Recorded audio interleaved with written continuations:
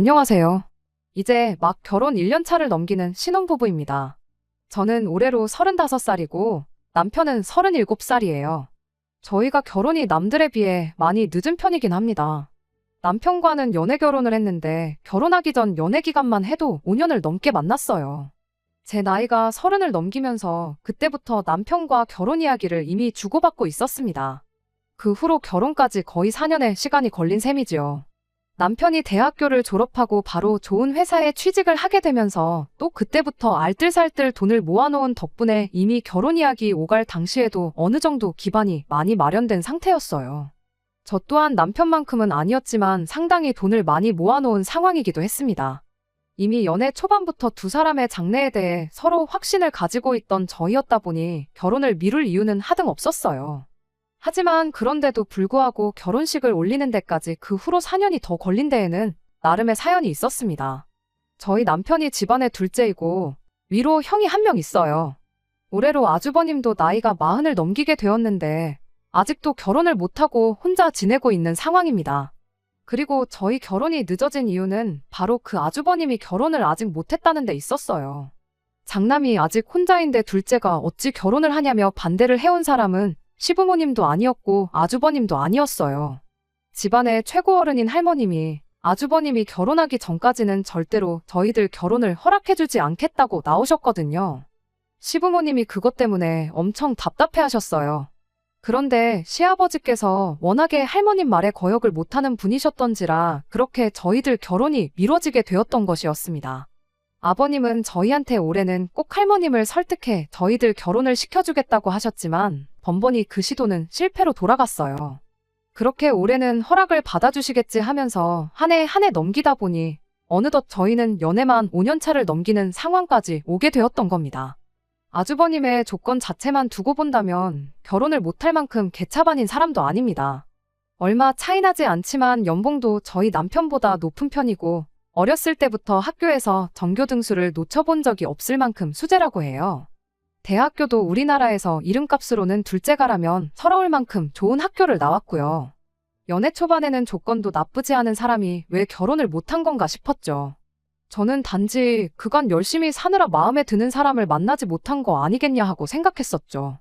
처음 아주버님 때문에 저희가 결혼을 미뤄야 하는 상황임을 알게 되었을 때 제가 어떻게든 이 상황을 해결해 보려고 아는 사람 통해 아주버님한테 어떤 분을 소개시켜드리기까지 했어요. 그리고 그때 왜 아주버님이 저 나이 먹도록 여자친구도 없이 혼자 지내고 있는지 그 이유를 알게 되었습니다. 그냥 4차원이라서 혼자 자기 세상 속에 갇혀 사는 사람이면 그냥 특이한 캐릭터구나 싶었겠는데 그런 게 아니었어요. 그냥 성격부터 문제가 있던 사람이었고 그 더러운 성질머리 때문에 아직도 혼자 지내고 있었던 거였습니다. 저는 그런 것도 모르고 뭣도 모르고 지인 통해 아주버님을 소개시켜줬다가 욕만 잔뜩 걷어먹었네요. 소개팅 자리에 상대방분의 나이를 듣자마자 내가 30대 중반 여자를 만나려고 이 나이 먹도록 결혼도 안 하고 살았는 줄 아느냐며 이야기 한마디도 나누지 않고 혼자 자리를 박차고 뛰쳐나왔답니다. 아무리 마음에 안 들었어도 동생하고 결혼하기로 한 사람인 제가 나서서 자리를 만들어준 건데 그런 건 생각도 안 하고 그런 식으로 나왔다는 것부터가 이 사람 성격이 거의 인격 파탄자에 가깝다는 걸 알 수 있었어요. 남편한테 왜 아주버님 성격이 저 모양이냐고 미리 말을 해주지 않았던 거냐 따져 물었었는데 남편이 그래도 내 가족인데 어떻게 흉을 보겠냐며 자기도 형이 저렇게 나올 줄 몰랐다고 엄청 멋쩍어 했었습니다. 아주버님 때문에 남편하고 싸우는 것도 말이 안 된다 싶어서 남편 사과 한마디 듣고 더는 이야기하지 않기로 했어요. 그리고 제가 나서서 어떻게든 아주버님 결혼 자리 알아봐주는 오지랖도 그만 부리겠다고 다짐을 했습니다. 아무튼 그 후로는 아버님이 할머님을 설득하기를 기다리는 수밖에 없었죠. 말씀드렸다시피 저는 이미 남편과 결혼에 대해 어느 정도 확신을 가지고 있었다 보니 아주버님 때문에 혼사길이 막혔다고 한들 다른 사람을 만나고 싶은 생각은 전혀 없었습니다. 다만 그게 결혼까지 5년이나 더 걸릴 거라고는 생각을 못했을 뿐이에요. 한 해 한 해 그렇게 시간만 보내다가 3년이 지나서부터는 오기가 생겨서 언제까지 기다려야 되나 보자 하는 생각이었습니다. 하지만 끝내 아버님은 할머님의 허락을 받아내지 못하셨어요. 저희가 끝내 결혼식을 올리게 된 이유는 할머님이 돌아가시면서 더 이상 허락을 구할 필요가 없어졌기 때문입니다. 그리고 그제서야 시어머니의 주도로 저희들 결혼식이 정말 번갯불에 콩 구워 먹듯 빠른 속도로 진행이 되었어요. 이미 결혼 이야기 처음 오가기 시작했을 때부터 어느 정도 준비가 되어 있던 상황이었는데 그 후로도 결혼을 전제로 쭉 만남을 이어왔다 보니 당장 대출 하나 없이도 신혼집을 한 방에 정리할 만큼 많은 돈이 모여있는 상황이었습니다. 결혼 준비라고 뭐 예약해놓은 건 없지만 좀 두루뭉술하게 저희끼리 정해놓은 것들도 많았어요. 신혼집도 그중 하나였죠. 처음에는 저희들 모아놓은 돈을 가지고 경기권 집값 조금 저렴한 곳에 살림을 차려서 돈 모일 때마다 집을 이사를 가겠다는 생각이었는데 할머님 반대로 결혼을 몇 년 더 기다리다 보니 그냥 시작부터 서울에서 전세를 구해 신혼살림을 차릴 수 있을 만큼 상황이 되더라고요. 그런데도 또 2년을 기다려야 했고 그때 돼서 모인 돈을 보니 전세로 시작할 것도 없이 대출 좀 더 받아서 아예 서울에 집을 구하면 될 만큼 돈이 모여 있었어요. 저랑 남편 회사 두 군데 전부 다 직원복지 차원으로 해주는 대출이 있었는데 그거로 모자란 돈을 대출받으니 이자 부담도 많이 적었습니다. 그렇게 저희는 결혼식 날짜가 잡히기 전에 신혼집을 먼저 구하게 되었습니다. 계획한 대로 서울이었고 강남하고는 조금 거리가 있긴 하지만 출퇴근하는데 교통도 좋고 투자 가치도 있고 서울 내에서도 비교적 신축인 아파트를 구하게 되었죠. 이제 진짜 결혼식 날짜만 잡으면 되겠구나 하는 와중에 갑자기 할머님의 유지를 받들어 결혼을 반대하는 사람이 한 명 생기게 되었는데 그건 다른 사람도 아니고 저희 결혼을 이만큼이나 뒤로 미뤄지게 만들어버린 장본인 아주버님이었습니다. 여태까지 기다렸는데 좀 더 기다리면 어떠냐고 결혼식에 친척들은 물론이고 어릴 때 아주버님하고 남편을 동시에 알고 지냈던 친구들도 몇 명 올 텐데 그 사람들 보기 부끄러워서 어떻게 자기가 견디겠냐며 말도 안 되는 억지를 부리기 시작했어요. 하지만 다행히도 저희 결혼을 막을 수 있는 유일한 사람인 할머님은 더 이상 계시지 않았고 아버님 또한 그간 저희를 5년이나 기다리게 만들었다는데 미안한 마음뿐이셨다 보니 아주버님의 억지는 받아들여지지 않았습니다. 정말 다행인 건 할머님이 돌아가시면서 장남 먼저 결혼하기 전까지 둘째 먼저 보내는 건 안 된다고 유언을 남기지 않으신 거 아닐까 싶어요. 아무튼 그 뒤로 아주버님은 어떻게든 저희들 결혼식을 회방 놓을 생각밖에 없어 보였습니다. 뜬금없이 전화해서 결혼식 음식은 꼭 뷔페로 해야 한다고 억지를 부리지를 않나 결혼을 반대하던 인간이 저희들 결혼식이라도 망쳐야겠다 심술이 난 건지 축가를 자기가 부르겠다질 않나. 나중에 가서는 저희들 신혼살림 고르는 데까지 따라와서는 여기 건 이래서 나쁘고 저기 건 저래서 나쁘고 가성비 싸구려 제품을 쓰다가 망가지면 바꾸고 하는 게 훨씬 좋다는 식으로 훈수를 두기 시작했어요. 그래서 아주버님한테 누가 들으면 결혼 한 12번은 더 해본 사람으로 알겠다고 빈정거리면서 한마디 했죠. 저희가 쓸 살림이고 저희 결혼식이니만큼 저희가 어련히 알아서 할 테니 이런데 좀 쫓아오지 말고 그럴 시간 있으면 결혼할 사람이나 찾아보라고 했어요. 만약에 저희 결혼식 올리기 전까지 결혼할 사람이 생기면 그땐 저희가 기꺼이 결혼식 날짜를 한 번 더 미뤄드리겠다고요. 그래도 아주버님이라고 저한테 한 소리 들은 게 자존심이 상하긴 했는가 본지 그 뒤로는 저희들 뭐 하는데 더 이상 따라다니질 않더군요. 그냥 싫은 소리 한마디 하면 되는 건데 저도 그동안 뭐하러 손윗사람이라고 당하고만 살았나 그런 생각이 들었어요. 그리고 앞으로 결혼하고 나서도 다른 사람은 몰라도 아주버님한테만큼은 양보 안 하고 당해주지도 말아야겠다 하는 다짐을 하게 되었습니다. 하지만 제가 한 소리 한 것도 약발이 다 한 건지 결혼식을 하루 앞두고 아주버님이 말도 안 되는 마지막 진상을 부리기 시작했어요. 다른 게 아니고 결혼식 날 부케를 자기가 받겠다고 우기기 시작한 겁니다. 부케는 제 사촌동생이 받기로 되어 있었는데 사촌동생이면 그 정도 양보하라고 충분히 말할 수 있는 거 아니냐는 거죠. 아니 무슨 부케를 남자가 그것도 아주버님이 받겠다는 거냐고 말도 안 되는 소리 좀 하지 말라고 했더니 한다는 소리가 자기가 거기서 그렇게 부케를 받으면 사람들 눈에 띄지 않겠냐고 결혼식이니만큼 재수씨 친구들도 많이 올 텐데 혹시 그런 자기 자신의 유쾌한 모습을 보고 호감을 가질 사람도 있지 않겠냐는 말도 안 되는 소리를 하는 거예요. 그래서 아주버님한테 한마디 했죠. 애초에 아주버님 때문에 내 결혼식이 늦을 만큼 늦어져서 내 친구들 중에 시집 안 간 친구가 한 명도 없다고요. 그리고 진작에 4년 전에 아주버님한테 아는 분 소개시켜드렸을 때 20대 여자랑 만나겠다고 대화도 한 번 안 나눠보고 자리에서 일어나지 않았냐고. 그런데 30대 중반인 내 친구들이 눈에나 차시겠냐고. 말도 안 되는 억지 좀 부리지 말고 가만히나 있으라고 했어요. 가만히 있으면 중간은 간다는 말도 못 들어봤냐 한마디 해주고 말이죠. 그리고 혹시나 결혼식 와서 내 친구들이나 손님들한테 추근덕거릴 생각이면 저희들 결혼 축하해 주실 필요도 없고 축의금 같은 것도 바라지도 않으니까 그냥 오지 마시라 한마디 해줬습니다. 다행히 결혼식 당일에 아주버님이 제가 우려하던 헛짓거리는 하지 않았나 봐요. 내심 그게 결혼식 하는 내내 신경이 쓰였는데 천만 다행이었죠. 그래도 이제 결혼식까지 올렸고 진짜로 부부가 되었으니만큼 더 이상 아주버님 때문에 스트레스 겪을 일은 없겠구나 싶었어요. 그런데 그건 저희 오산이었습니다.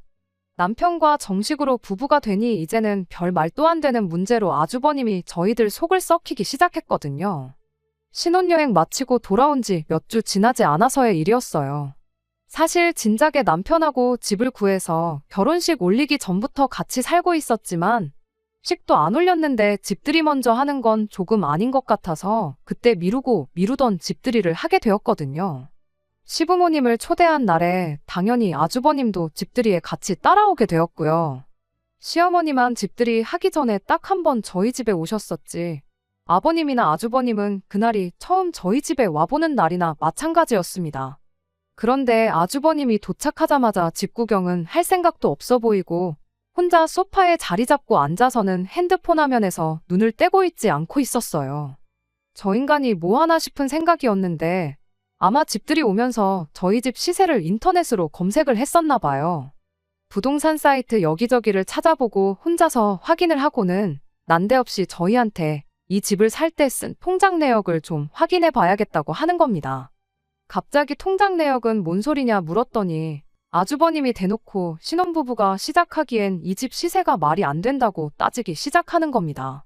장남인 자기가 아직도 결혼을 안 했는데 혹시 니들 내가 지원받아야 했을 돈까지 전부 끌어다가 니들이 사용한 거 아니냐고 그 내역을 확인해 봐야겠으니 당장 통장부터 가져오라고 아주 바닥에 등을 깔고 누워서는 어린애 마냥 땡깡을 부리기 시작했어요. 그래서 아주버님한테 한마디 했죠. 누구 때문에 결혼식도 못 올리고 연애만 5년을 더 하다 보니까 돈이 안 모일래야 안 모일 수가 없었다고요. 저랑 남편 연봉 생각해보면 진작에 모아놓은 돈도 있고 5년이면 못 모을 돈도 아닌데 그건 계산 안 해보셨냐고. 이 집에 아주버님이 지원받을 돈은커녕 양가 부모님한테 땡전 한 푼 받은 거 없으니 걱정하지 말라고 한마디 했습니다. 하지만 아주버님은 저희 말을 믿을 생각이 없어 보였어요. 애초에 통장을 보여줬어도 말도 안 되는 억지를 부리면서 또 꼬투리를 잡을 게 뻔했는데 굳이 통장 내역까지 보여줘가며 증명을 해야 할 이유도 없겠다 싶었습니다. 그랬더니 아주버님이 이젠 난데없이 잘난 척을 하기 시작했어요. 그럼 내 덕에 니들이 시작부터 이런 좋은 집에 신혼살림 차린 거나 마찬가지 아니겠냐고. 이렇게 니들이 행복해진 데에는 내 공이 큰데 니들만 좋은 집 살면 되겠냐며 자기한테 뭐 하나 안 해줄 거냐더군요. 그러더니 자기가 앞으로 여자도 만나고 그러려면 멋들어진 외제차 한 대 정도는 있어야 하지 않겠냐며 난데없이 차를 한 대 뽑아달라는 소리를 하는 겁니다.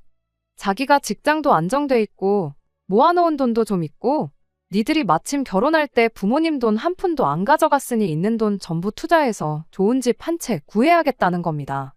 니들이 차 한 대 뽑아주면 그 돈만큼 집에 돈을 더 쓸 수 있으니 이제 결혼할 사람만 구하면 되는 거 아니겠냐며 저희가 좋은 집 살게 된 게 다 자기 덕이라는 듯이 이야기하는데 시부모님 보는 앞에서 이 인간을 한 대 쥐어박을 수도 없고 정말 미치고 팔짝 뛸 노릇이었어요.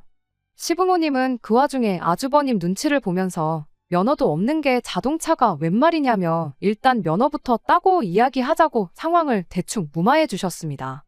결국 저희 신혼집 집들이 날 아주버님 어깃장 부리는 꼴이나 실컷 구경하고 말았지 딱히 아무 일도 없긴 했지만 그때부터 뭔가 서운하고 억울한 마음이 들기 시작했어요.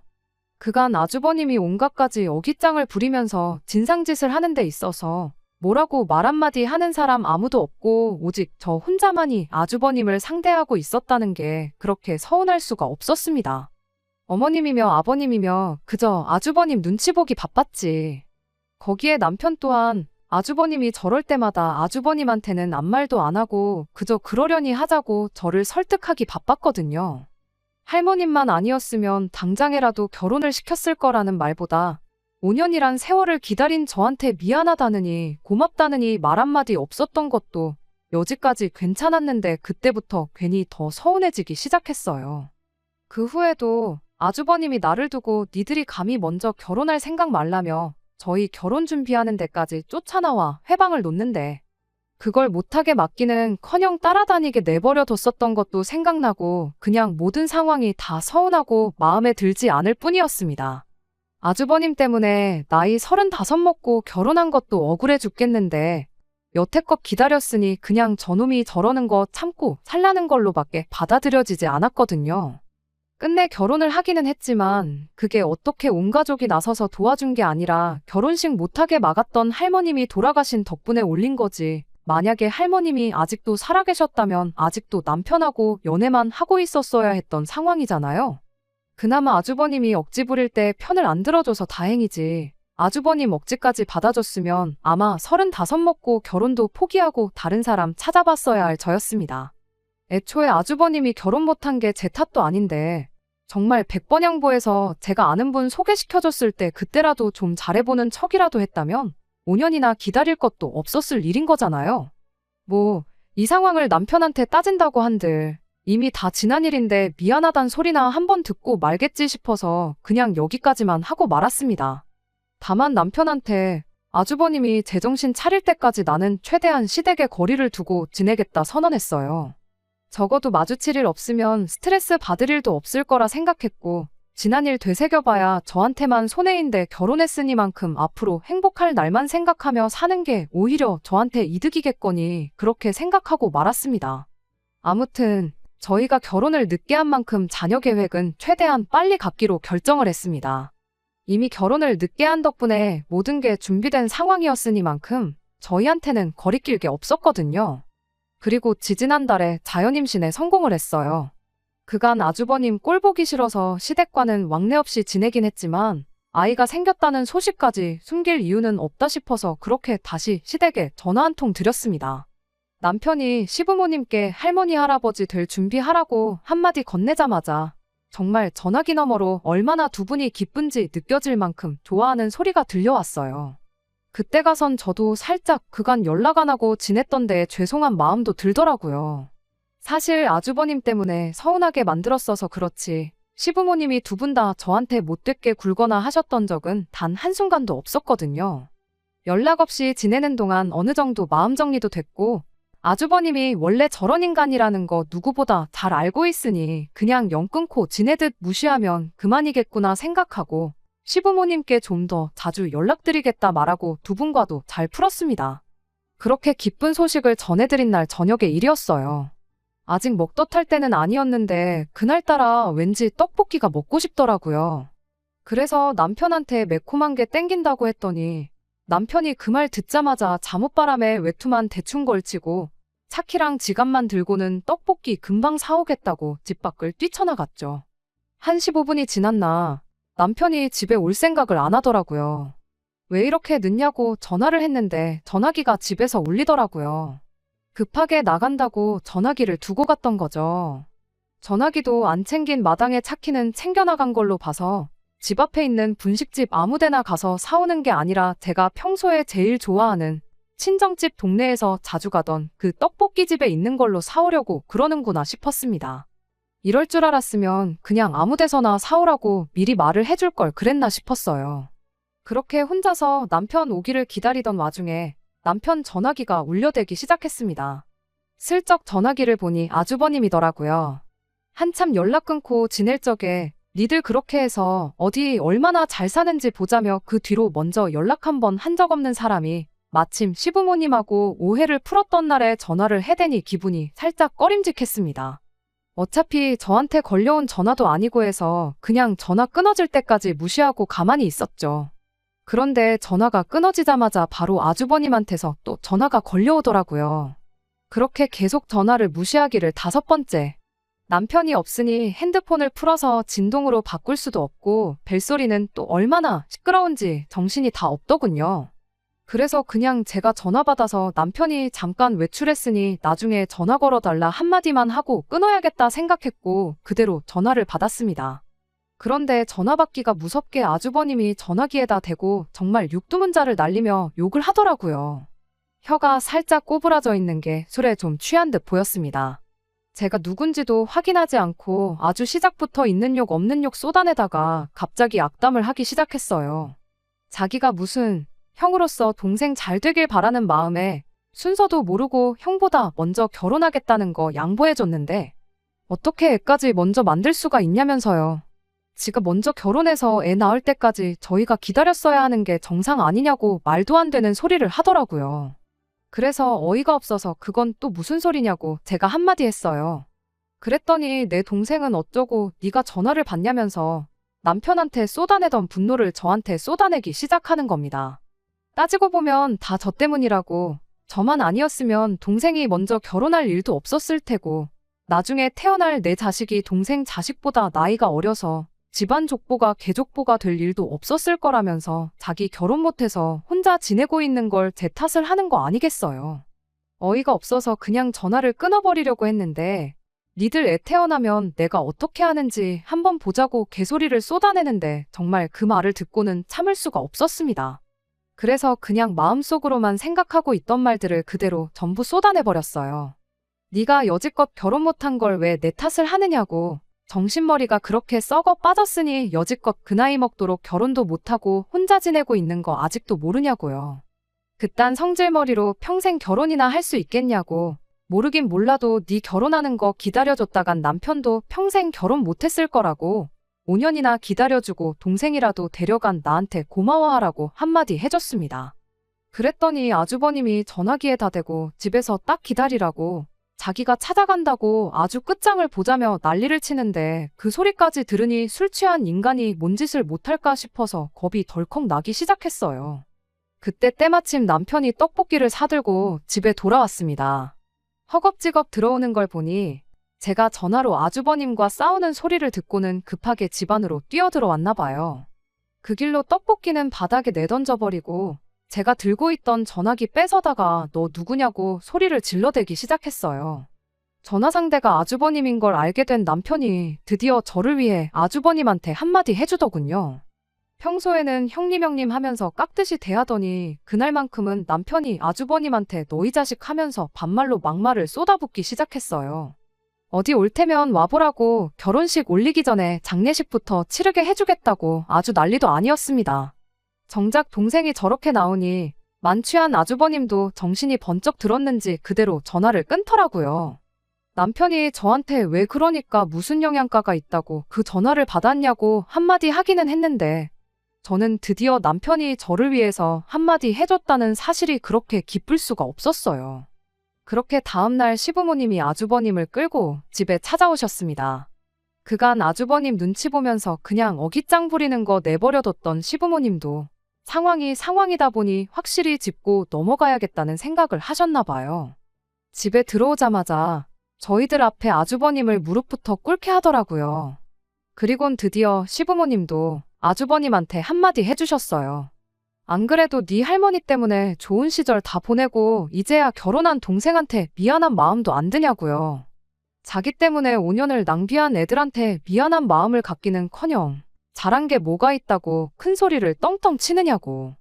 곰도 마늘하고 쑥만 먹여서 사람을 만들었는데 니는 도무지 어떻게 해야 사람을 만들지 모르겠으니 니 스스로 그 답을 찾을 때까지는 가족들 앞에 얼씬도 할 생각 하지 말라며 한 달 시간을 줄 테니 집 나가서 혼자 살라고 강하게 한마디 해주셨습니다. 그리고 앞으로 결혼이 되었든 당신들로부터 땡전 한 푼 받을 생각 하지 말고 네 동생이 했듯이 네 혼자 힘으로 알아서 살라고 한마디 하시고는 집에서 미리 챙겨온 짐가방을 아주버님한테 던져줬어요. 집안에 왕노릇 하면서 깽판만 치던 아주버님이 시부모님 두 분이 그렇게 나오니 찍소리도 못하고 있다가 짐가방 던져주면서 집에서 아예 내쫓기게 생기니 그제서야 눈물을 질질 짜면서 죄송하다 빌기 시작하더라고요. 시부모님이 나한테 죄송할 게 아니라 네 동생하고 우리 며느리한테 사과하라고 단호하게 한마디 하시는데 아주버님은 자존심이고 뭐고 챙길 것도 없겠다 싶었는지 말 끝나기가 무섭게 저희한테 큰절까지 하면서 사과를 하기 시작했습니다. 거기서 남편이 시부모님한테 한마디 하더군요. 지금 사과만 가지고는 진심인지 아닌지 모르겠다고. 형님이 부모님 댁 나가서 한 1년 정도 고생하다가 그리고 나서 다시 사과하면 받아줄 수도 있을지 모르겠다고 한마디 하더라고요.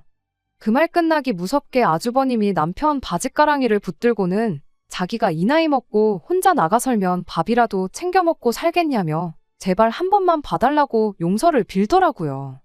제가 지난 5년 동안 받은 스트레스에 비할 만큼은 아니지만 그래도 속 하나만큼은 정말 후련해졌어요. 남편이 저한테 어떻게 하면 좋겠냐길래 그냥 나도 당신 생각이랑 똑같을 따름이라고 말 한마디 해주고 말았습니다. 그 뒤로 아주버님은 진짜로 집에서 쫓겨나서 혼자 지내고 있어요. 이따금씩 저한테 안부 전화까지 하고 있습니다. 육두문자는커녕 이따금씩 존댓말까지 섞어가면서 시부모님한테 말 좀 잘해달라고 부탁을 하고 그래요. 하지만 뭐 존댓말 몇 마디 한다고 제 마음이 풀릴 것 같지는 않습니다. 진짜 정신을 차렸다면 저한테 시부모님한테 말 좀 잘해달라고 부탁할 게 아니고 어디서 결혼할 사람 데리고 와서는 이제 정신 똑바로 차리고 살겠다고 한마디 하는 날이 오진 않을까 생각해요. 물론 사람 못 고쳐 쓴다는 말처럼 저 사람이 제정신 차리고 온 가족의 바램대로 살 날이 올까 싶긴 하지만 이젠 시부모님도 남편도 제 편이 되어서 말을 해주게 되었으니 그거 하나로 만족하고 저도 지난 날은 잊고 앞으로 행복할 날만 생각하면서 살 계획이에요. 끝까지 들어주셔서 감사합니다. 오늘의 사연은 여기까지입니다. 구독과 좋아요, 알람 설정 부탁드리고 더 좋은 사연으로 다시 찾아뵙겠습니다. 감사합니다.